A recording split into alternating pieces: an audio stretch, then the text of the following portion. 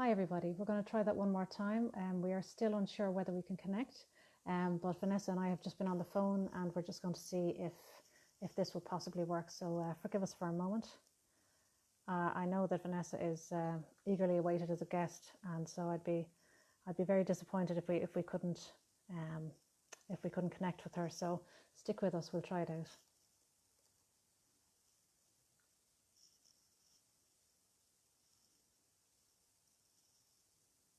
The beauty of live TV or live anything really. I'm not seeing you live with me yet, Vanessa, if you can see me.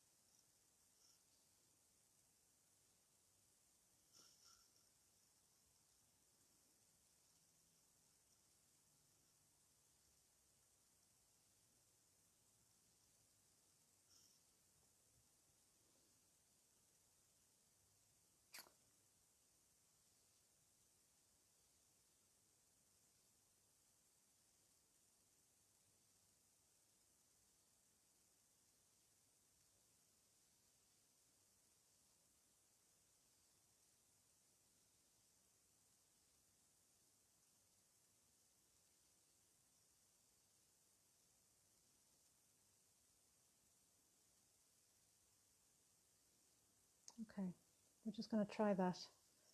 I'm going to see if Vanessa can see me. Vanessa, if you're watching and you can see me dying on a vine here live in front of everyone, if you can see me, please type something and just let me know. I know, unfortunately, we don't have another way to communicate, so this is it for the moment. And don't worry,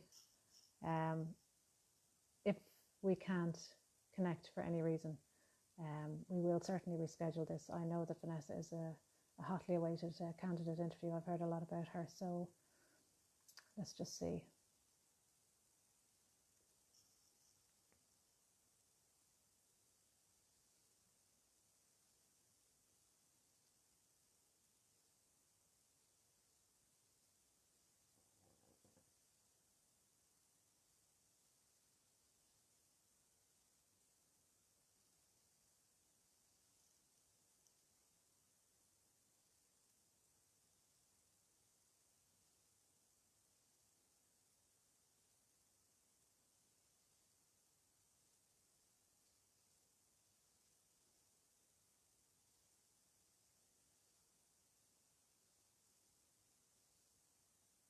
Vanessa Liston is watching. That's a good sign. Hi, Vanessa.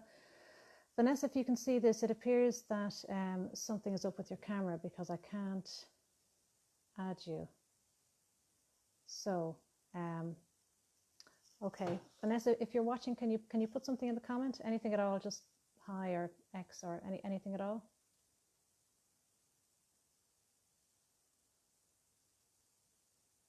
Hi. Well, wonderful. Okay. Here we go.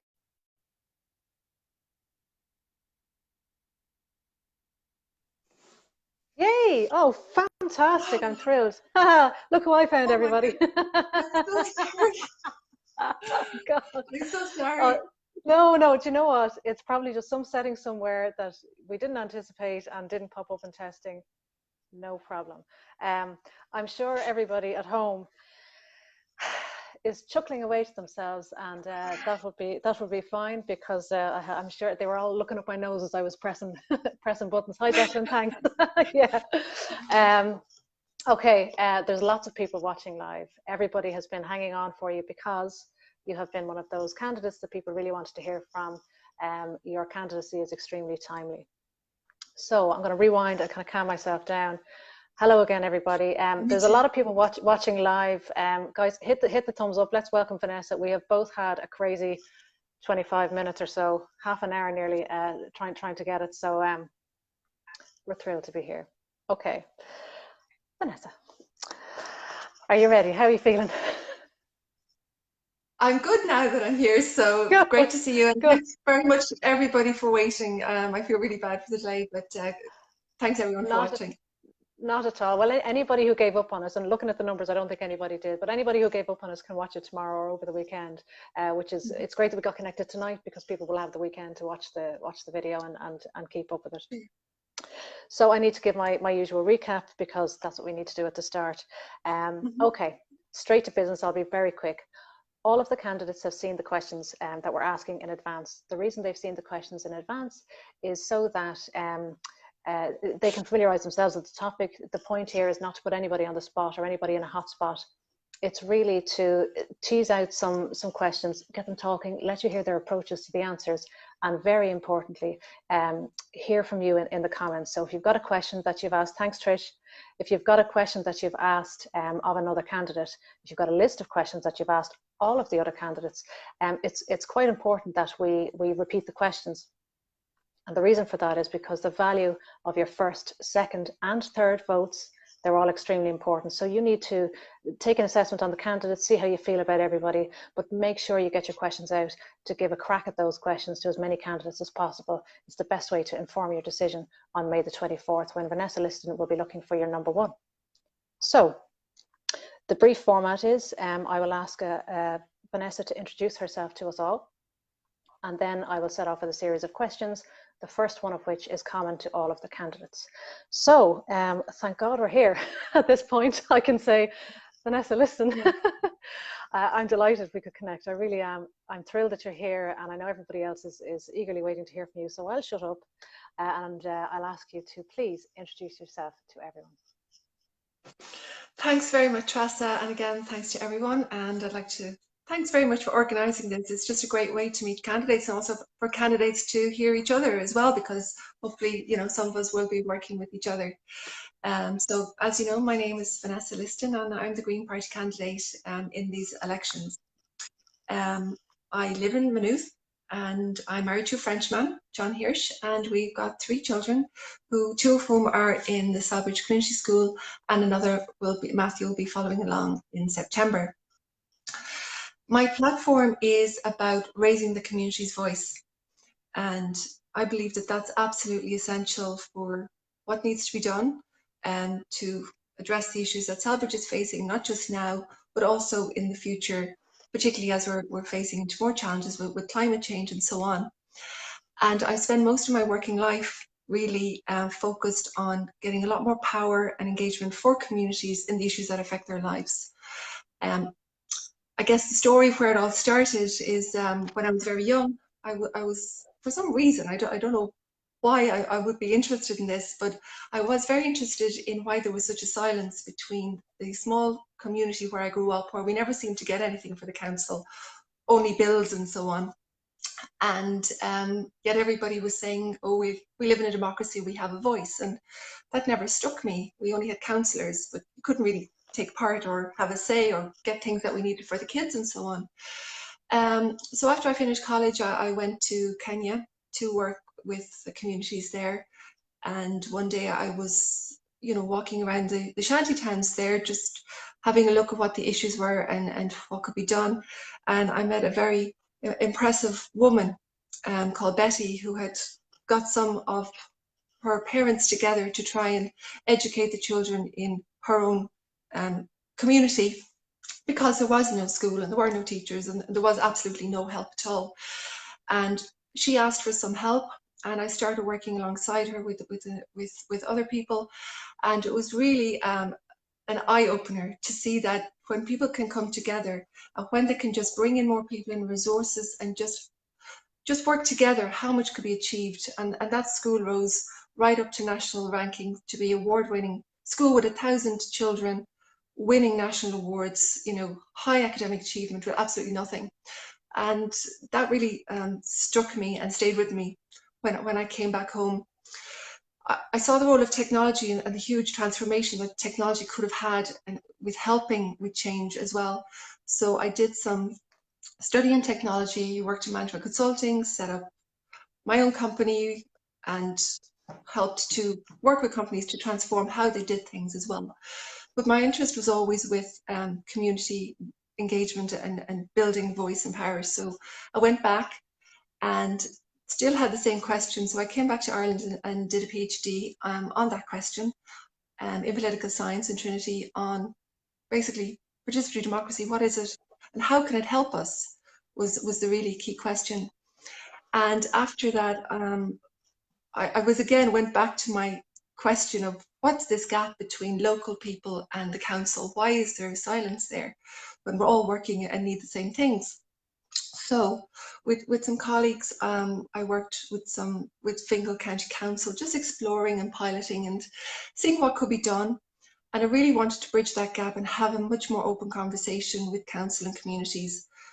But what we saw when we got there was you couldn't really have a conversation because all of the submissions that anybody would make to plans and policies were all closed, or they were in somebody's email account or in a cardboard box under a desk. And so nobody could have any information about what everybody else was saying. And to me, that was not the way it should be. So we set up a company in order to bring the innovation to make it happen, and piloted that with Fingal. And what it meant was that now your development plan could be on your phone, you could read, you could make your submission, it would be published maybe to a local community plan, and everyone could read it while that consultation was open. So it's really bringing transparency to the whole consultation process with interactive mapping as well, so people could see what areas were of interest. That's now in 8 councils across Ireland. And what I really saw is that if you have a belief in something enough, you can make change happen in the council. And if you can really work well with people, you can work with innovators and really get change across. And not only that, but now even though it was quite pioneering back then to open submissions, it's now the law of the land since the last Planning and Development Amendment Act in October. Now every submission that you make to a planning consultation has to be published within 10 days. And you know, that was a great thing to see, and that's already there.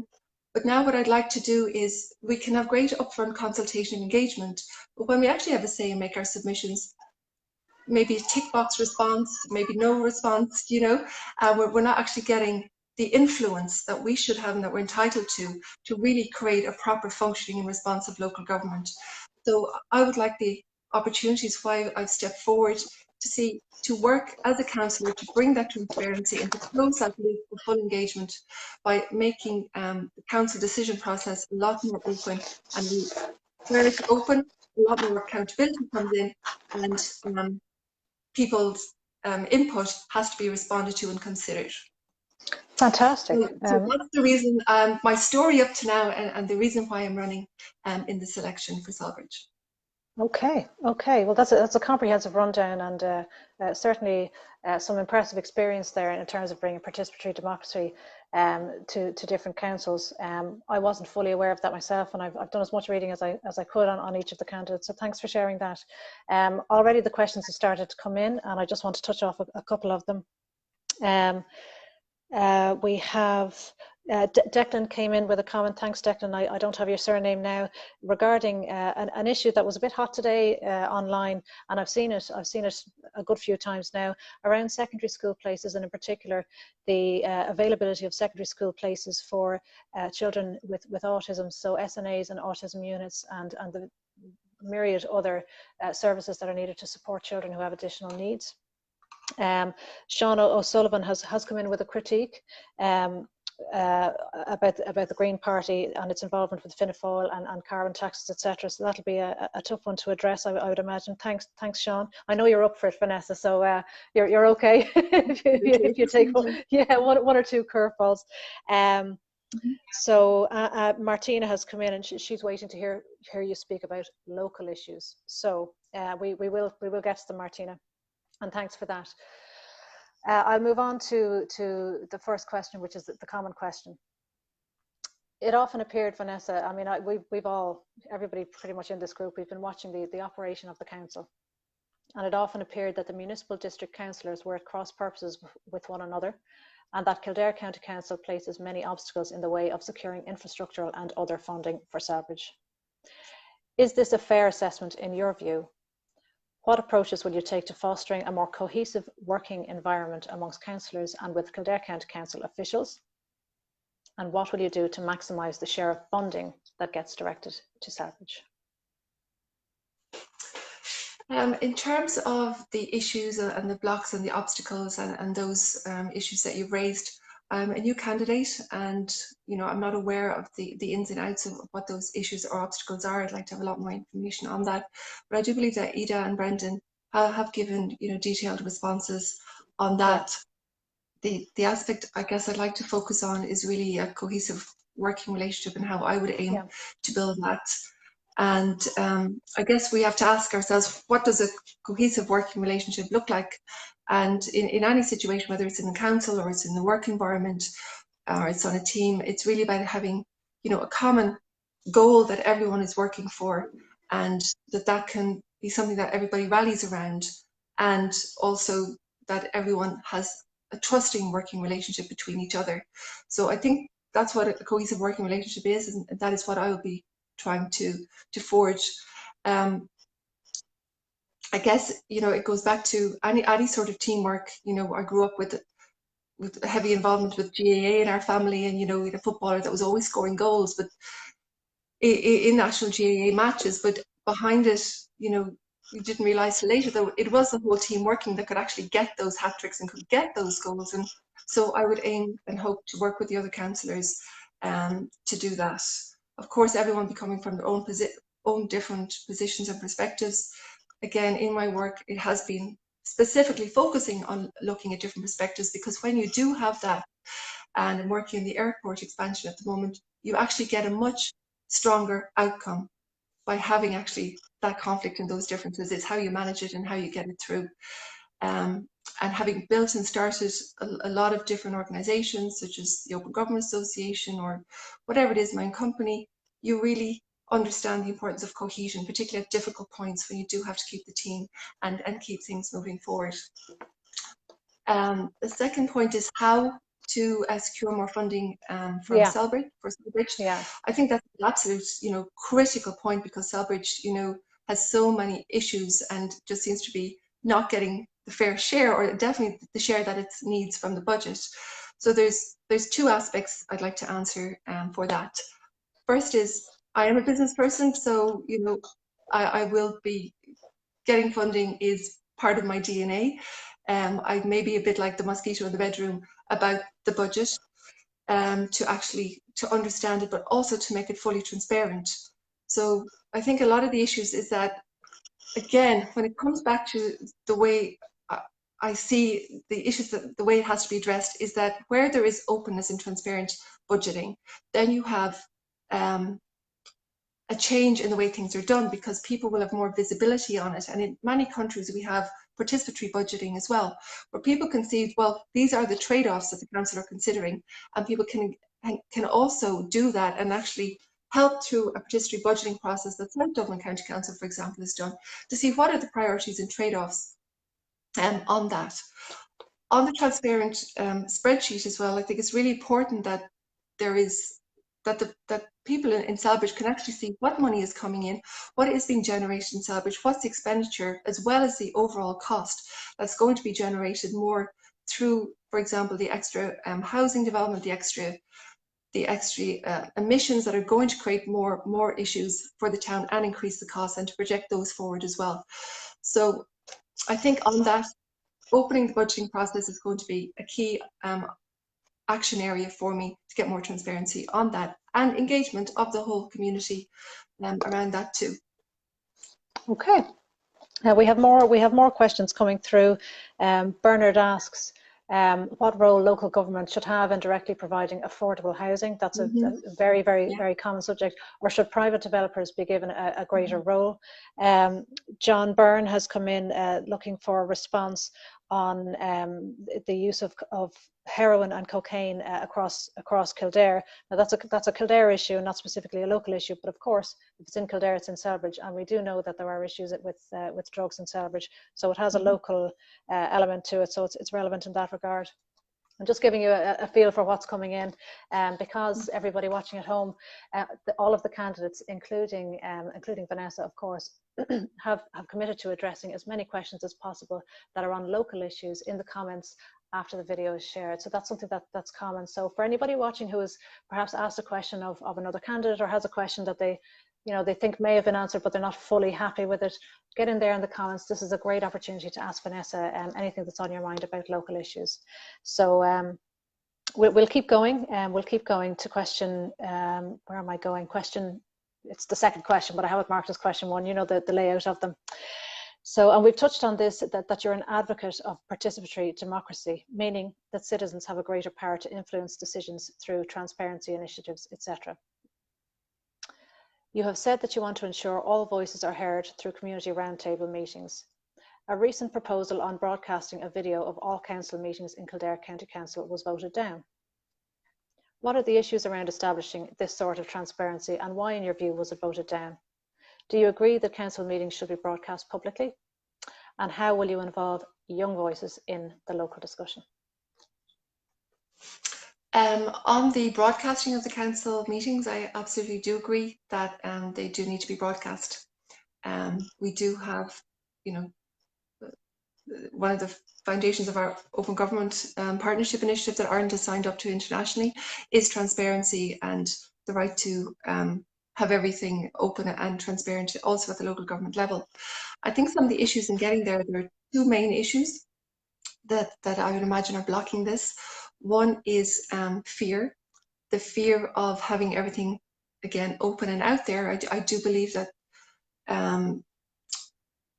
the councillors can feel, or officials, that everything is then on the record, and there could be some repercussions for that. So there is that risk, and seeing that fear, founded or not, but a lot of councils now are webcasting, and those issues are not emerging whatsoever.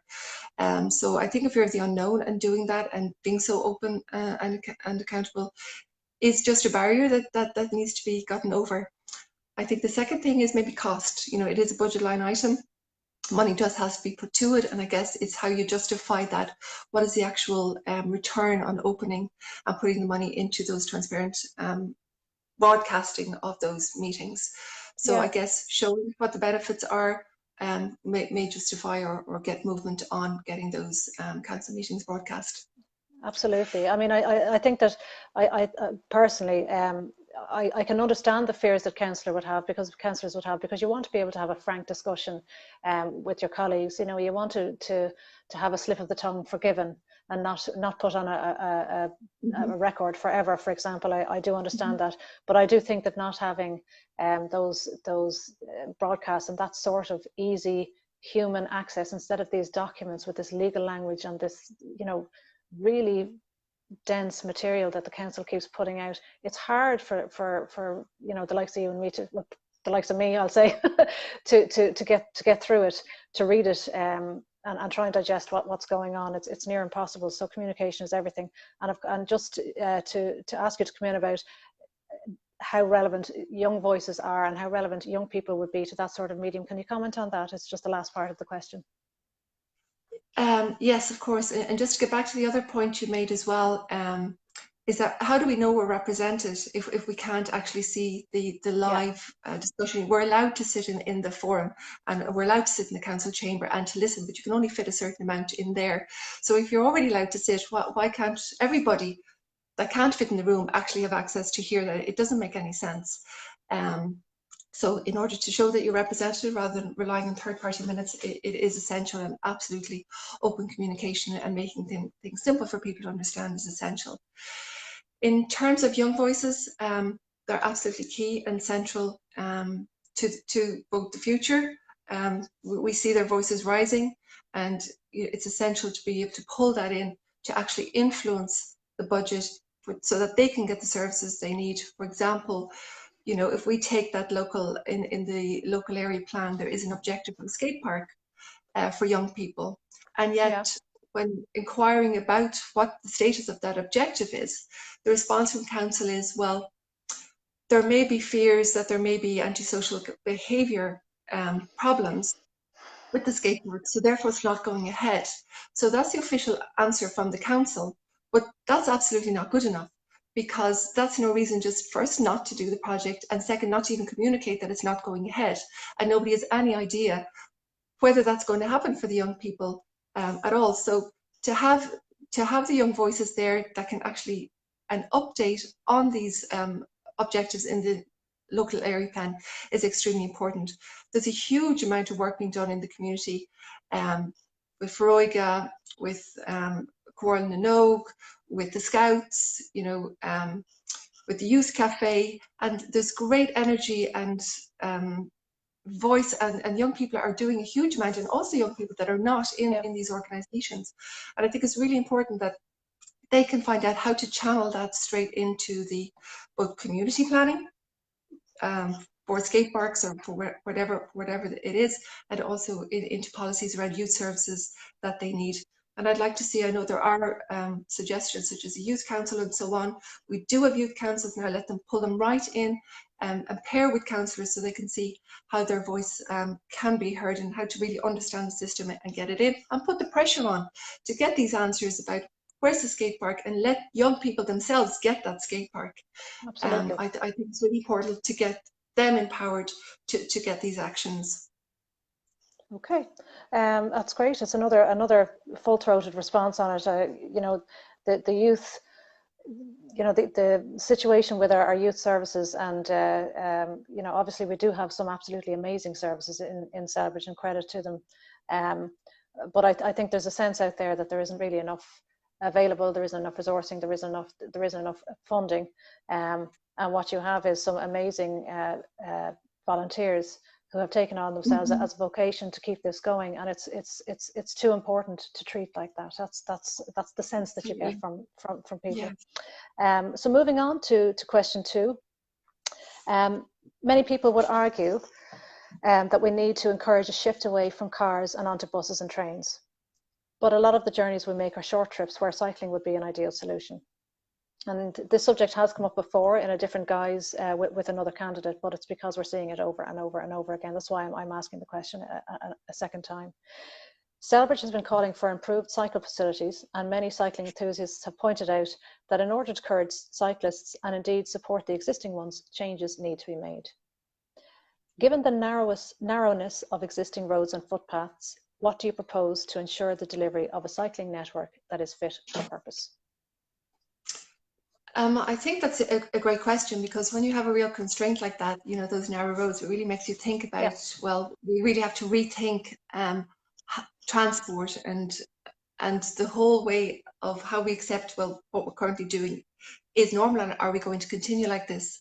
I think what we need to do is take a basic principle that we do need to create our roads and make them more suited for, or to promote the use of high density use of the roads. So if we think of cars, an average car length is 4.3 meters, and you have 1.2 people in it, whereas pedestrians and cyclists have a much higher density use of the road.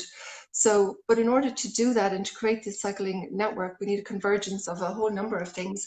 One is ways and opportunities for people to choose these alternative high density modes of transport, which are not cars. So that has to be, you know, an excellent public transport service first, and it needs to be just options to reduce the cars. So things such as carpooling for school use or staggered school time, whatever it is, it has to be safe. And first we need a reduction of cars in the road. We need excellent public transport. And then we need to open up those routes that can actually bring us straight into Dublin, the Grange Castle, to Hazelhatch, straight in, an extension to Maynooth, Lucan, and so forth. And then I think I've spent 10 years living in Holland, and you really see that whatever problem there has been with cycling infrastructure, because they had very similar problems, you know, a number of years ago, and they transformed their whole transport network. And I think we can learn a lot from them. We can have things such as advisory cycle lanes and so on. We can, you know, enforce speed limits on roads to allow those to happen, for example, up the Argyros Road and so on. So I do think that there is definitely an opportunity, and there is definitely the need to do this. And I think with a Celbridge vision for where we need to go, particularly with climate change, we can actually start rethinking how do we want transport to work and how can we make it happen, and what small steps can we do to get there. I mean, in terms of the way Celbridge is at the moment, I suppose I'm just zeroing back to the practical problem today. You know, is it a lost cause? We've got so many routes around schools, for example, around pedestrian areas. You know, and the stretch from the village to the train station is really bad right at the village end, and then it improves. There's a stretch between Hazel Hatch Estate and the train station, which is fine, except that there isn't a decent pedestrian crossing up the top. You know, there are lots of very specific spots that would take you off your bike for safety reasons, basically, if you did try and make your way across Selbridge. So, I mean, is there anything that can be done, you know, to improve that situation, you know, to connect the canal, the village, to connect across Selbridge? Is there a way to influence decisions at council level that that you feel might bring about some sort of a renovation to Selbridge for that purpose? I can't think of something specific in terms of cycling planning layout, but I can certainly think of a process, and that is, you know, community planning around this. And it's not something that we do very well here, but I think we may have taken a very piecemeal approach to, you know, putting in cycle lanes where we just squeeze them in around the place. What we need is a comprehensive community planning with the cycling community, with residents, with children that are going to school, to actually say, this is the cycling network that we need to have first and foremost, and that this is the changes that we're going to need, and this is the transition path that we're going to do to get there.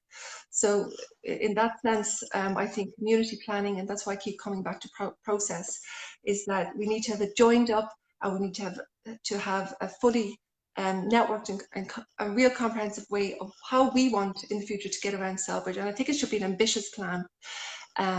But again, if we start bringing community planning in and working with the roads department and working with planners, then I do believe we can make them happen. Okay, okay. So we'll move on. It's just a question came in from Pat on what your views might be on development at Donacomper.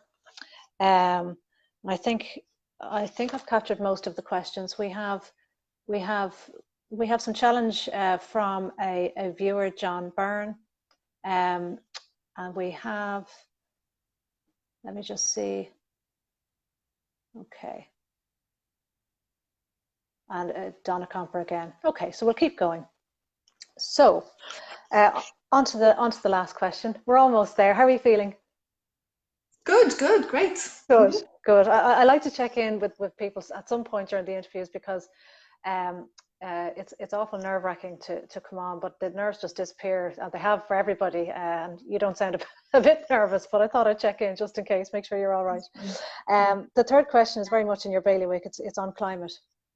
On climate change, and you're probably fully aware of this more than I would be, Wicklow County Council have declared a climate emergency. In Selbridge, local initiatives are springing up here and there. For example, private individuals are returning their packaging to shops, and people are shopping organic, etc. There's a lot of talk around biodiversity, and you know, there's a lot going on. I'm sure you've seen it. However, Kildare County Council have not yet heeded calls for housing to be made passive for new builds, and we have a lot of new builds planned. There is a clear demand for even more authentic leadership on climate change and on the environment. What can you do to encourage leadership on this issue at council level? And what forms of climate action do you embrace in your everyday lifestyle choices? And what initiatives will you promote for the Selbridge area and for Kildare County? Well, in terms of climate change, we absolutely need to keep within 1.5 degrees. And it's really encouraging to see that all other candidates have really, you know, are part of this story and are part of this momentum to actually bring planning and bring the conversation that we need to have around climate change, and to bring it to the fore. So, you know, that's really encouraging to see, first of all, and I'm really grateful to have that there. I think on leadership in the council, there's a number of levels that this has to be looked at, and there's three particular points I'd like to make. The first one is we need in Kildare County Council to declare a climate emergency first and foremost.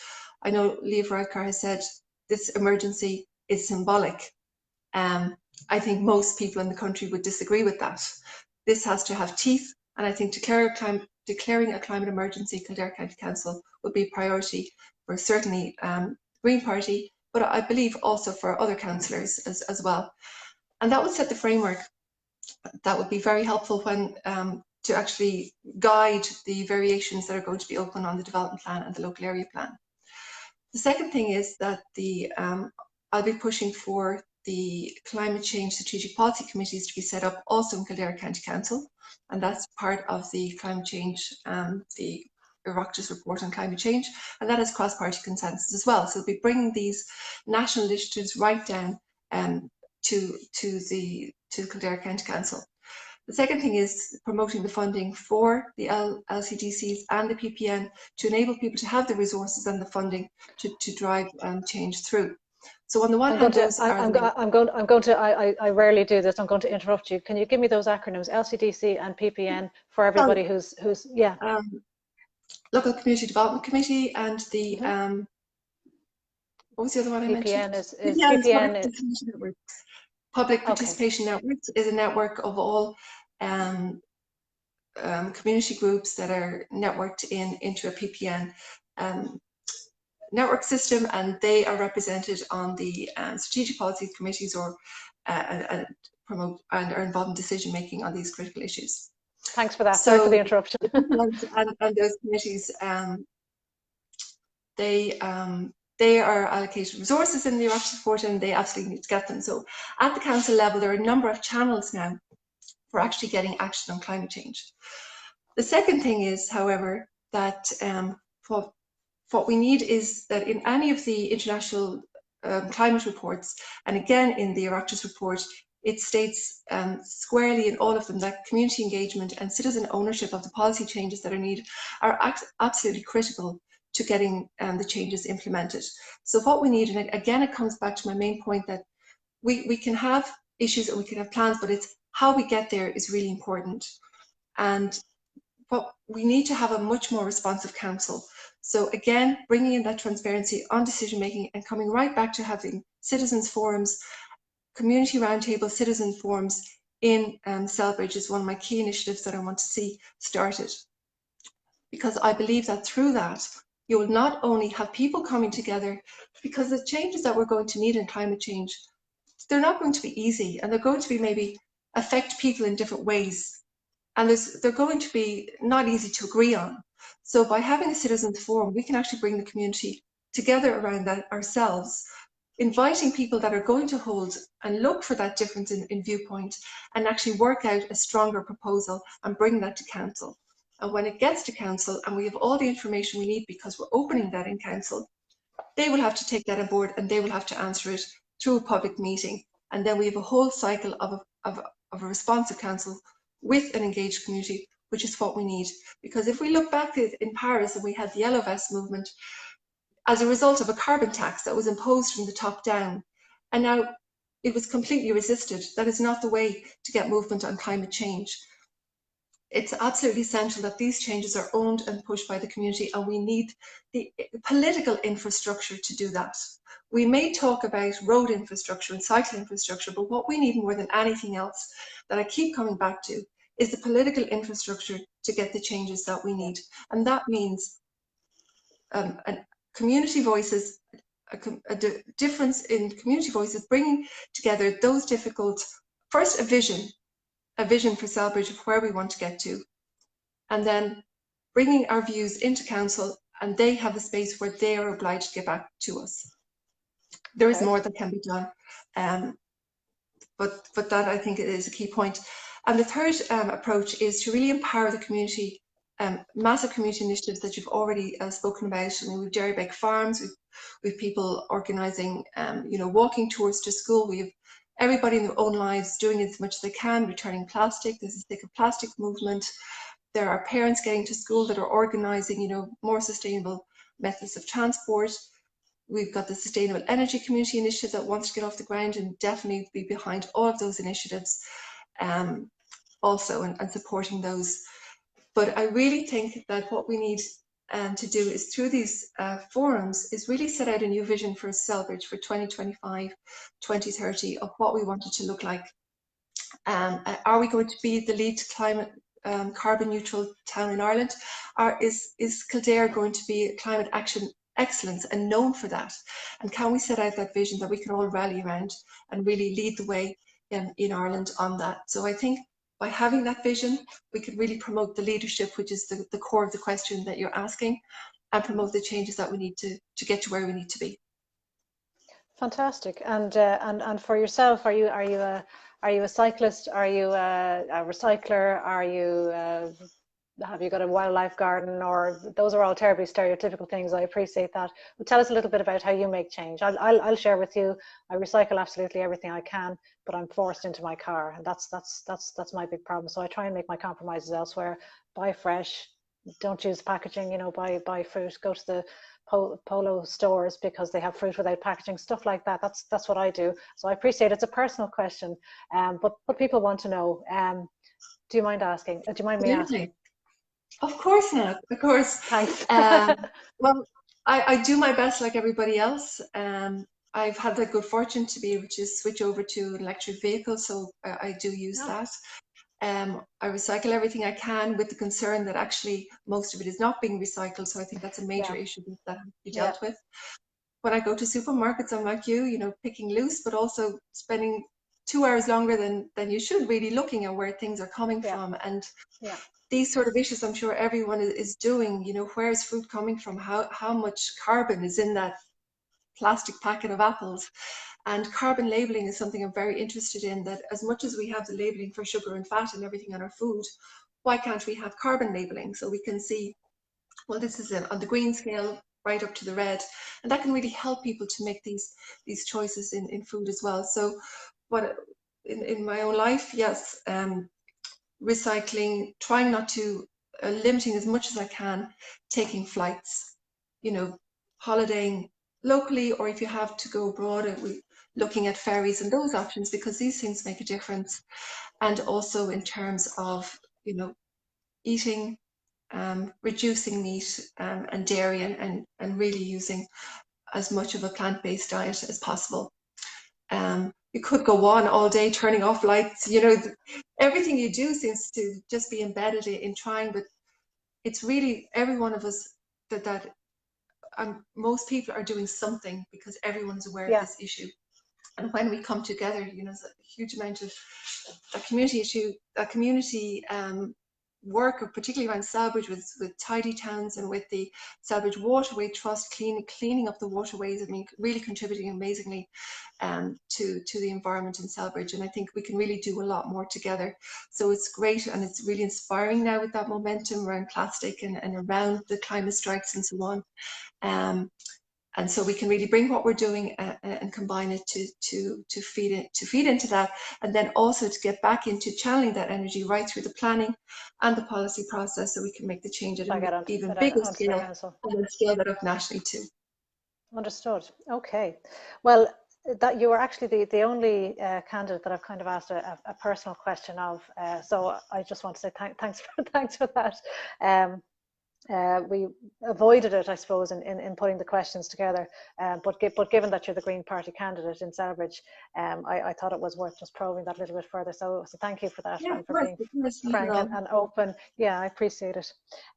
Everybody, keep your questions coming. If you've got something on a local issue that you'd like Vanessa to address, pop it into the comments, hit the like button, let her know you're supporting, or let your candidates this week know that you're supporting them.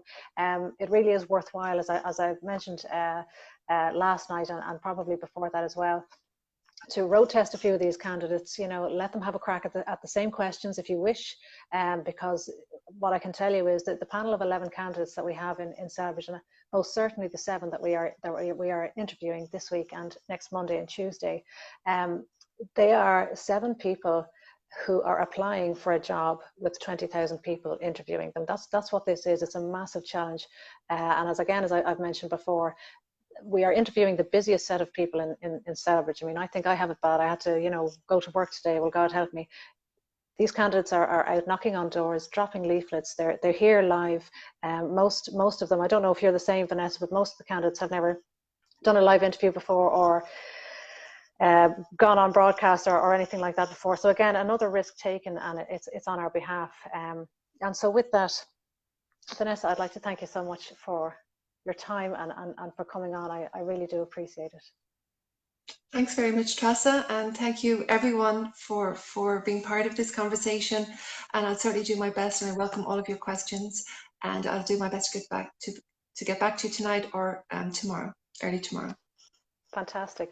Thanks so much, And everybody. I'm going to can I wrap just it up. make one last Yes, of comment, course. Tressa? Of course. If I could just encourage, and I'd just like to ask everyone to definitely go out and vote, and to encourage as many people as you can to go out and vote, because the more people that vote, the more message you're giving to council and officials to really sit up to say, yes, we really, this is an important election. We have 10 years left on climate change, and this election will matter for 5 of those. And then the more people that turn out and vote, you will give more strength to your councillors to really get that team together to score the goals for Celbridge that we need. Absolutely, absolutely. I think it's a very good point, and as I've said, I've for my small part tried to suggest, you know, I have thought to myself, what am I doing next Friday? Where am I going to be at a time I might be able to slip into a polling station? You know, do I need to get up early the next morning? Does that mean the previous night is a bit complicated? Anything like that? Just logistics. Think ahead, plan ahead. It takes a couple of minutes. We've all done it. It's very much worthwhile thinking today. How am I going to get in? When am I going to get in? What am I going to do? And who am I voting for? 1, 2, and 3. Well, Vanessa Liston here is looking for your number 1 vote on Friday, May 24th. That is today week. Thanks for watching. Thanks a million for the questions. Thanks for the support. And thanks, Vanessa Liston. And everyone, I will see you on Monday night for the next candidate. Thanks a million. Take care. Thanks. Bye, everybody. Thank you. Thanks a million. Bye. Bye. Bye.